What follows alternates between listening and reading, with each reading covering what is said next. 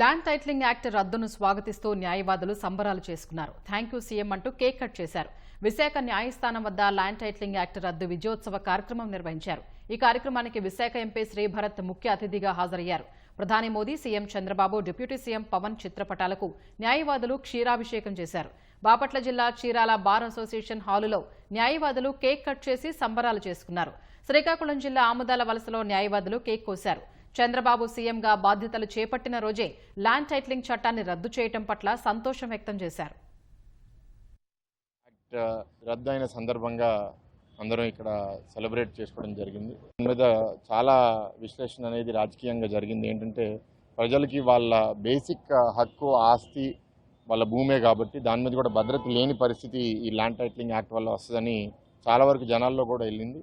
చంద్రబాబు నాయుడు గారు కూడా ఆయన పెట్టే 5 సిగ్నేచర్లలో అదొకటిగా ఉంటుందని చెప్పడం, దాని మీద సిగ్నేచర్ కూడా పెట్టి రద్దు చేయడం వల్ల ఇవాళ పాలాభిషేకం మా నాయకులందరికీ చేసి ప్రభుత్వం సిటిజన్ని ఆదుకోవాలి తప్ప వాళ్ళకి ఇబ్బంది పెట్టే పరిస్థితులు ఉండకూడదు. ఎవరైతే తప్పులు చేస్తున్నారో లేకపోతే శాశ్వతంగా పవర్ మా చేతిలో ఉంటుందని అనుకుని కొందరు ముందుకెళ్ళిపోయారో వాళ్ళందరూ ఇవాళ దొరుకుతారు.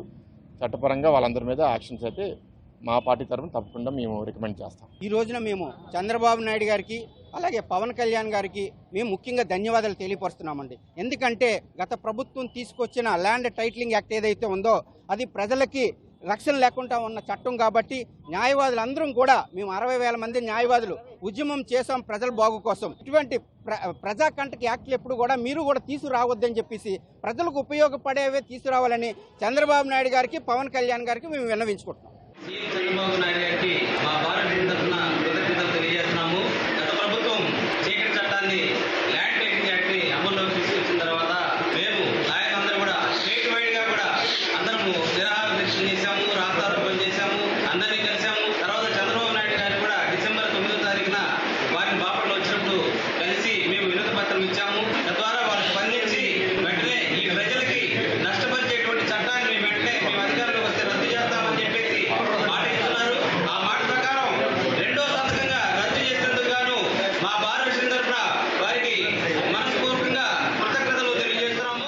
ల్యాండ్ టైటిలింగ్ యాక్ట్ని తీసుకొచ్చింది. దానివల్ల ఏంటంటే ప్రజల్లో అభద్రతా భావం, అనుమానాలు, గందరగోళం ఏర్పడింది.